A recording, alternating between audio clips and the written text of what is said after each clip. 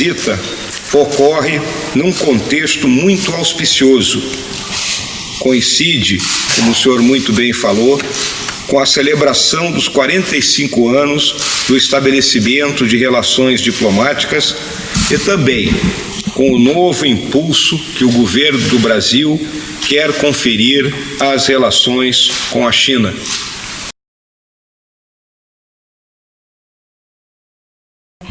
Faz um balanço rapidinho para a gente sobre essa visita.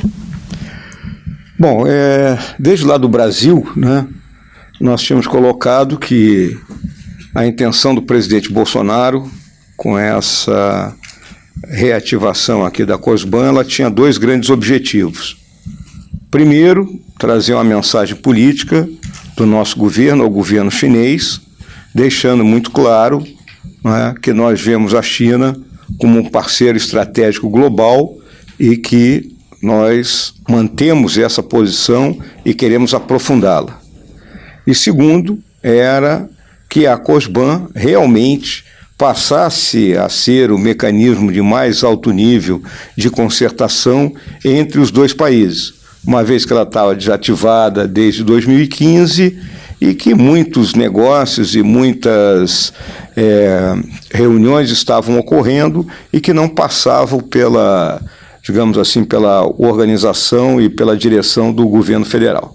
Então, esses dois objetivos eu considero que foram plenamente atingidos, não é? E agora, ao retornar ao Brasil, nós vamos apresentar um relatório de imediato ao presidente e também iniciar, não é, um cronograma para que os ministérios deem resposta a tudo aquilo que foi acertado aqui, né, de modo que não fique apenas na conversa, né, que essa é a minha grande preocupação.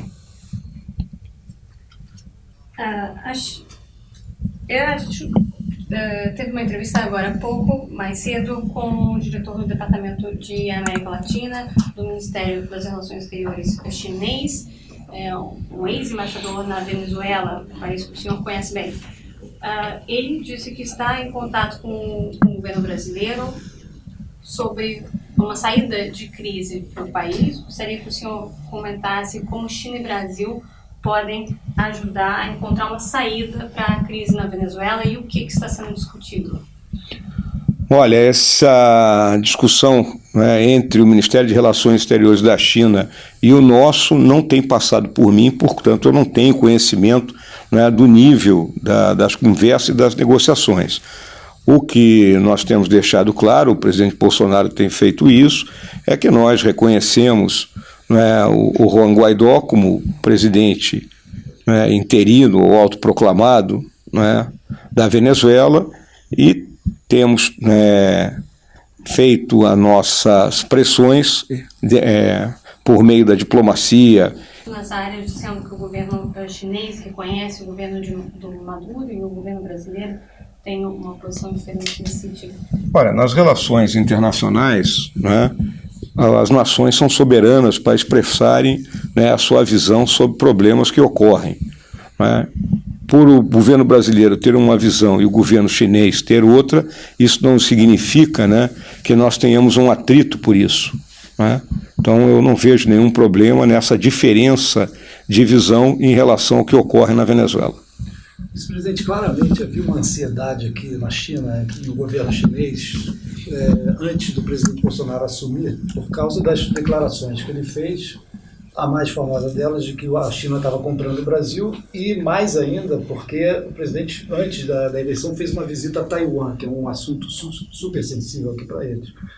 Queria saber, o senhor falou muito no sentido, parece que é uma continuidade da política que vinha de aproximação e parceria estratégica que o senhor já mencionou aqui, que é uma parceria estratégica com a China. Eu queria saber o que mudou em relação à posição do presidente Bolsonaro para cá, se o senhor teve influência em relação a isso, se o senhor tomou iniciativa disso, e a partir daqui o que fica do que ele falou antes, da posição que ele tinha em relação à China, e o que muda a partir de agora, a partir da sua visita. Não, o que acontece depois que nós fomos eleitos, né, eu conversei com o presidente a respeito né, dessas tarefas que eu tinha como vice-presidente já devidamente colocadas, que eram a copresidência da Comissão Brasil-China, da Brasil-Rússia, da Brasil-Nigéria, e fiz ver a ele que era necessário que nós dessemos uma resposta de imediato à China. Ele concordou plenamente comigo e determinou que eu iniciasse os planejamentos, né? O que ocorre muito claramente, né, é que a China é o nosso maior parceiro comercial, a China é um motor da economia mundial, a China hoje tem 1/3 do PIB mundial, né, a China é uma área de intensa oportunidade de negócios para as nossas empresas e também ela deseja investir em infraestrutura no nosso país, infraestrutura que atenda aos interesses de exportação e importação dela e, obviamente, que essas estruturas também casam com aquilo que nós estamos pretendendo fazer.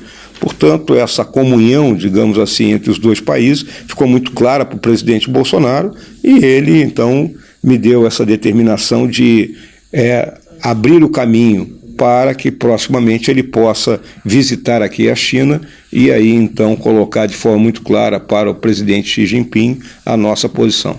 Houve uma mudança na posição dele, então, em relação à China, ele se alinhou à realidade, como o senhor diz, o maior parceiro comercial, o grande motor da economia mundial, houve uma mudança na posição, ele se rendeu, digamos assim, à realidade?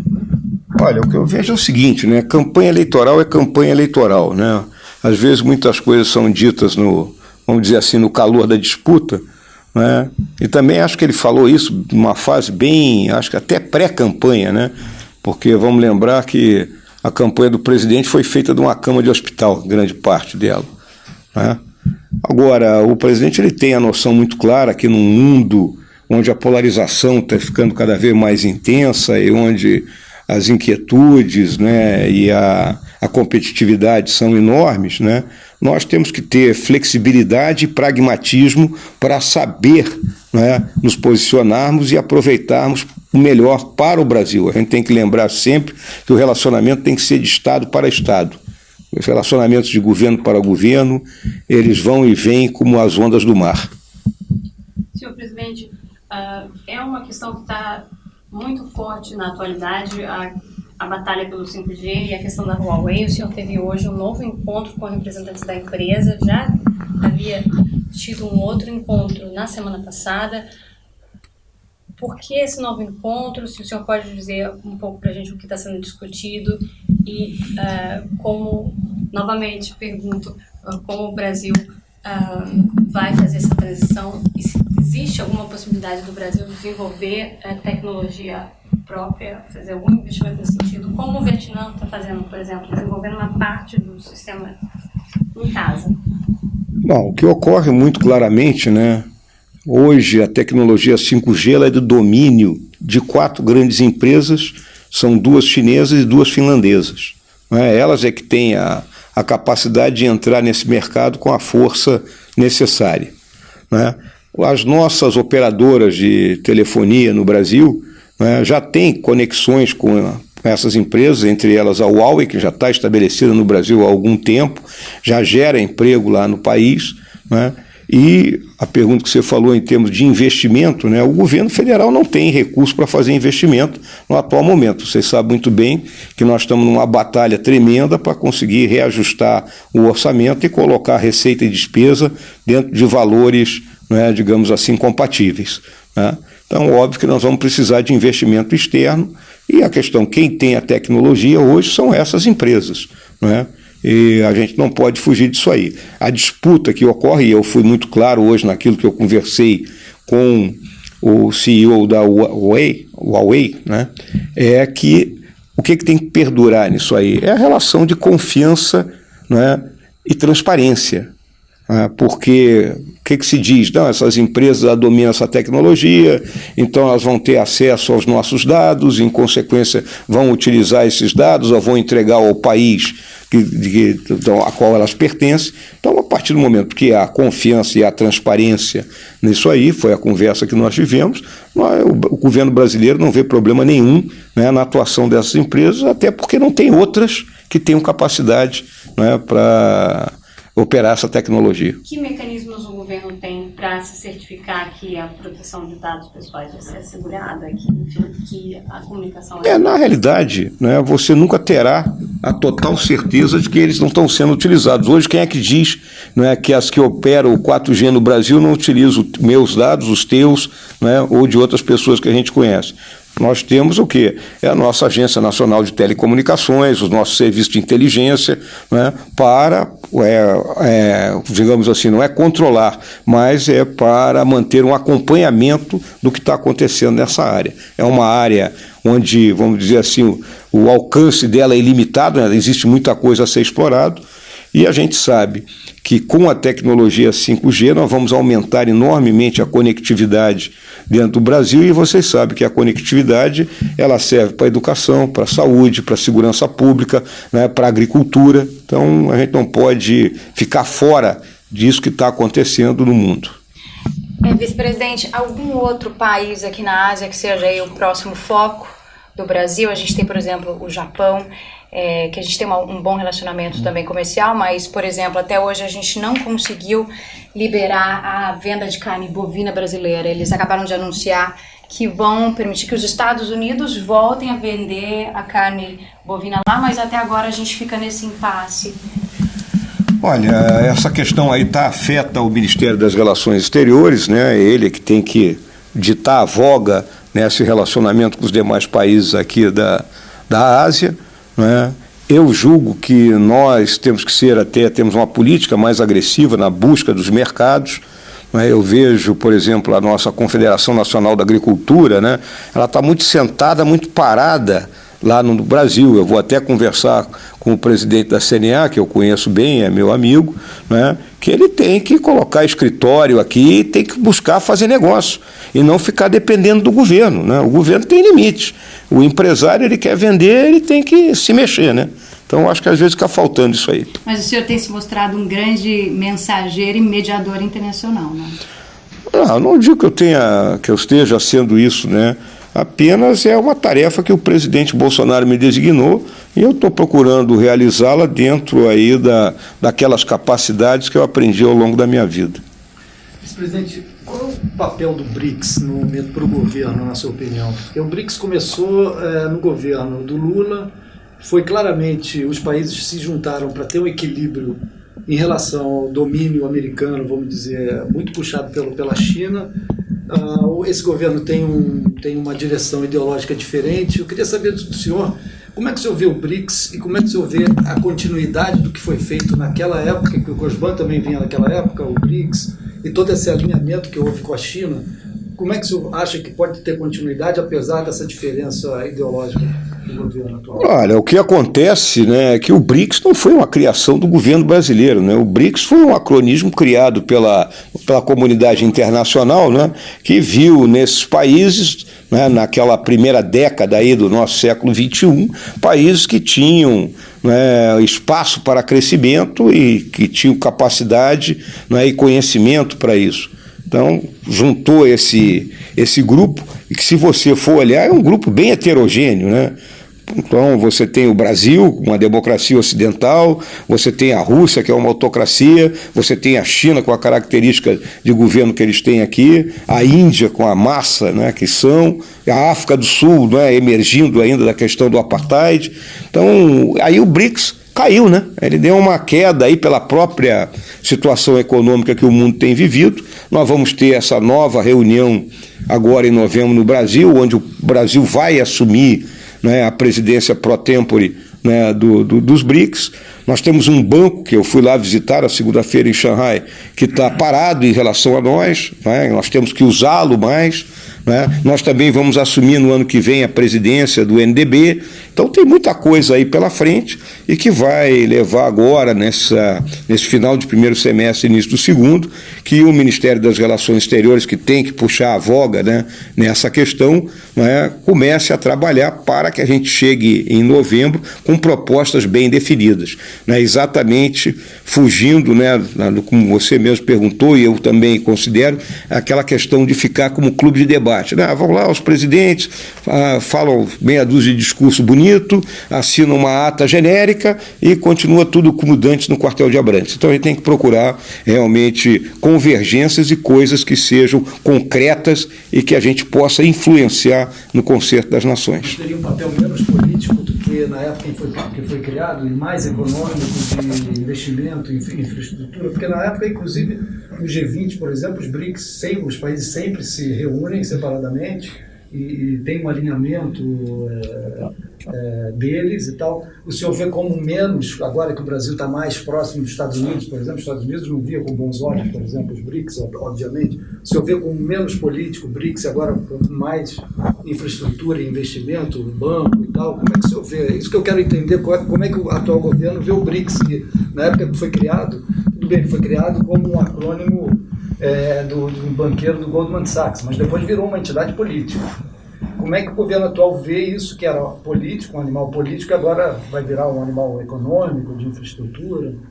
Olha, eu vejo hoje que a questão econômica ela tem uma preponderância, porque a questão política, né, eu não vou tocar em determinados detalhes aqui, porque são detalhes, como é que eu vou dizer assim, que seriam de aspecto mais pessoal e sigiloso, né?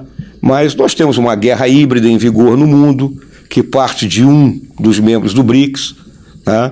Então isso já suscita uma série de problemas, né? Então por isso que eu te disse, a gente tem que ter flexibilidade, tem que ter pragmatismo, né? E buscar dentro do BRICS aquilo onde ele tem capacidade realmente de os 5 países unidos, né, ditarem pelo menos alguma parte da regra no mundo, né? Mas essa questão política, né, como você está colocando, né, nós temos diferenças aí, né, e que são bem marcantes. O senhor faz a primeira visita à China, um país que fez uma revolução com investimento em tecnologia, pesquisa e desenvolvimento nas últimas 4 décadas. O senhor falou na entrevista que estamos na era do conhecimento, reconhecendo que esse é um elemento importante, e no Brasil está sendo discutido financiamento de educação, e a ciência teve um corte muito expressivo no financiamento. Como o Brasil pode se desenvolver sem investir em pesquisa e desenvolvimento? A realidade, né, vamos olhar, né, o governo atual, ele recebeu a verdadeira herança maldita. Essa é uma realidade. Né? Os governos anteriores era melhor, até o Adolfo Sachida falou isso outro dia aí, era melhor que ele tivesse queimado o dinheiro do que fazer o que fizeram. Né? Então nós temos uma tarefa hercúlea, que é ajustar as contas do país. Após ajustar, nós teremos espaço para um maior investimento por parte do governo. Então, hoje, nessa questão aí de pesquisa e desenvolvimento, né, nós temos que, vamos dizer assim, criar as condições para que o setor privado, né, enlaçado com as universidades, porque o que a gente olha muitas vezes no Brasil é que a universidade está fazendo uma pesquisa, o setor privado está fazendo outra, são aqueles verdadeiros inimigos do ritmo. Então eu acho que hoje muito mais o governo pode fazer um trabalho de coordenação, ou seja, tornar efetiva a tríplice hélice, né, de governo, universidade e o setor privado, a indústria, para que a gente consiga direcionar parte das nossas pesquisas e dos parcos recursos que nós temos no sentido de obter resultados concretos. O investimento chinês é monstruoso, vindo do governo, criando parques científicos, polos científicos, como em Shenzhen ou em Xangai. Esse investimento ele vem todo do governo, e foi através disso que o país desenvolveu e tem esse projeto também do Made in China 25. Então, essa experiência chinesa, o senhor, visivelmente bem sucedida nos números, o senhor acredita que não é aplicável, não serve para o Brasil. E tem institutos de pesquisas independentes que não tenham o setor privado também unido, de certa forma uma forma de controlar de que essa pesquisa vai ser exímia, né, de interesses. Eu acho que é o seguinte, uma coisa é uma coisa, outra coisa é outra coisa. A gente não pode comparar nesses termos a China com o Brasil. Eu acho que vocês têm uma visão muito clara de como é que funciona a coisa aqui. Aqui não tem Ministério Público, aqui não tem questão de meio ambiente, aqui não tem questão de direitos humanos, né? A coisa aqui funciona da seguinte forma: o partido se reúne, decide e é executado. E vocês sabem muito bem como é que funciona a coisa lá no Brasil, né?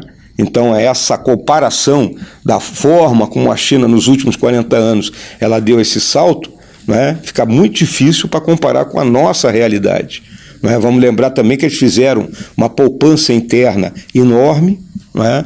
Nós, no Brasil, não somos muito de fazer poupança, a nossa poupança é pequena, é uma das razões porque os juros no nosso país são elevados e distintos aí do que ocorre no resto do mundo. Então, o que a gente pode buscar aproveitar aqui da experiência chinesa são aqueles pontos que realmente se adaptam à nossa realidade. Ainda nem toquei, por exemplo, na questão do sistema judiciário deles aqui, que é a primeira instância e morre o assunto, né? Lá nós temos um STF que discute do alfinete ao foguete. Tá? E isso, então, as coisas no Brasil não ocorrem da noite para o dia e com a velocidade como ocorrem aqui. Né? Aqui vocês olham essas avenidas largas de Pequim, lá de Xangai, a cidade não era assim. Né? Em determinado momento, o camarada disse: atenção, vai se abrir uma avenida aqui, 2 meses para todo mundo sair fora e morre o assunto. Vamos lembrar que a última vez no Brasil que houve algo dessa natureza foi quando o prefeito Pereira Passos, no Rio de Janeiro, acabou com os mangues que tinham no centro da cidade e derrubou o Morro do Castelo. Tá? Então, não é fácil. Eu só queria fazer uma pergunta geral sobre a sua visão do papel do Brasil no mundo, porque o Brasil está com esses problemas todos econômicos, a aprovação da reforma da Previdência, problemas fiscais e tal. Isso não pode jogar uma sombra no papel do Brasil, que, por sua dimensão geográfica, obviamente tem protagonismo, tem esse lugar em instâncias como o BRICS, é considerado um parceiro estratégico pela China, foi o primeiro, aliás, a ser considerado parceiro estratégico pela China. Como é que o senhor vê o protagonismo que no passado foi buscado por outros governos? Não quero fazer comparações, mas saber como é que o senhor acha que o senhor tem desenvoltura em assuntos externos, tem essa visão de mundo? Eu queria saber como é que o senhor vê o Brasil, com todos esses problemas internos, como é que o Brasil pode se projetar para ter um papel mais relevante e ter mais voz nas instâncias internacionais, nas crises internacionais, para aparecer? Nós temos uma característica, né, do nosso país, que é nós somos um país multiétnico, multicultural.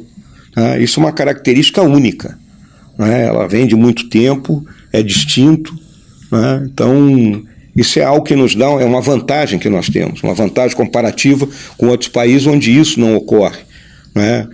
Imigrantes de todas as partes do mundo vivem lá no nosso país. Eu mesmo passei pelo Líbano. O Brasil tem mais libaneses do que aqueles que vivem lá no Líbano, né? Então, essa nossa capacidade aí, isso aí é uma vantagem que nós teremos que explorar, porque nós realmente sabemos transitar, né, vamos colocar assim, em toda a esfera do concerto das nações. Mas primeiro nós temos que arrumar a nossa casa. A casa está um pouco desorganizada. Não é só na questão econômica, nós estamos hoje vivendo discussões dentro do país que não é necessário discutir da forma como está sendo travado, suscitando aí ódios eu sou assim, você é assado, isso não pode. Nós temos que voltar a ser um país mais homogêneo nessa questão da discussão dos pontos de vista sobre como a gente se conduzir. E óbvio que nós temos que construir um projeto, um norte para o Brasil. Eu vejo que o Brasil pode ser o grande celeiro do mundo. Nós temos terra agriculturável, temos tecnologia, temos ar, temos água, temos energia renovável. Então, tudo aquilo que tiver ligado à questão da agricultura, e existe uma sede no mundo inteiro por alimento, é um dos grandes problemas que a China tem, a segurança alimentar é séria. Na conversa que eu tive com o presidente Xi Jinping, ele deixou muito claro essa questão da erradicação da pobreza e da população ter um norte. Eu acho que a grande ameaça que o governo chinês sempre procura debelar é a questão do desassossego social. Eles não podem ter desassossego social aqui. Então, é uma luta constante deles para alimentar essa massa. E é onde o Brasil se junta a um país como a China e outros países que necessitam de alimentos e não conseguem produzir na velocidade como nós produzimos. Então nós temos que melhorar isso aí, nós temos que ter as nossas, digamos assim, as nossas indústrias da área de alimentação, não é, bem organizadas, dentro dos padrões reconhecidos pelo mundo inteiro, que isso só vai facilitar a nossa vida. Então, Ainda é cedo para ter um desassossego, ódios, então, no Brasil. Ainda é cedo também para ter manifestações de apoio no Brasil? Esse assunto eu vou passar fora porque eu estou longe do país, não estou vivendo. Apoia as manifestações do final de semana? Olha, toda e qualquer manifestação, ela, desde que seja pacífica e com objetivos democráticos, ela é bem-vinda. O senhor poderia só dizer um pequeno comentário sobre a conversa com o presidente chinês? Última, Gustavo, deixa aí. O que o senhor conversou com o presidente chinês? Não, a conversa foi protocolar, né?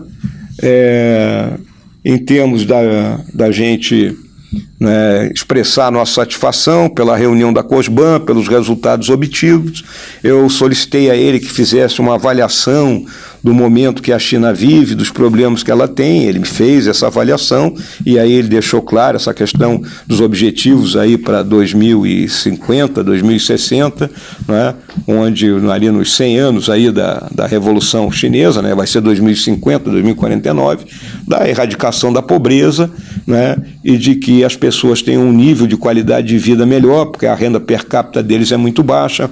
Ele quer romper a armadilha da renda média, que é outro problema que nós temos que romper no Brasil também, né? Então foi uma conversa nesse nível e no final eu entreguei a ele a carta que o presidente Bolsonaro e disse a ele que nós temos duas coisas em comum, eu e ele. Ambos nascemos no ano de 1953 e nossos pais nasceram em 1913. E ele ficou muito satisfeito com isso.